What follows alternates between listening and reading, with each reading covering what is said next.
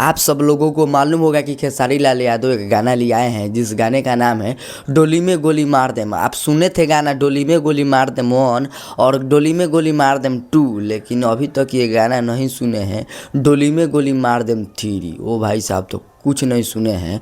भोजपुरी के सबसे बेवफाई सॉन्ग खतरनाक खेसारी लाल यादव गाना ले आए हैं जिस गाने का नाम है डोली में गोली मार देम 3। इस गाने को लिखे हैं पवन पांडे। भाई पवन पांडे के हाथ में जादू है, क्या बोले। पवन पांडे इस बेवफाई सॉन्ग को बहुत ही लाजवाब लिखे हैं, बहुत ही खतरनाक। जैसे लिखे थे डोली में गोली मार देम 1 और डोली में गोली मार देम 2, भैया एकदम थोड़ा सा भी फ़र्क नहीं है। डोली में गोली मार देम 3 वैसा ही है, सेम टू सेम।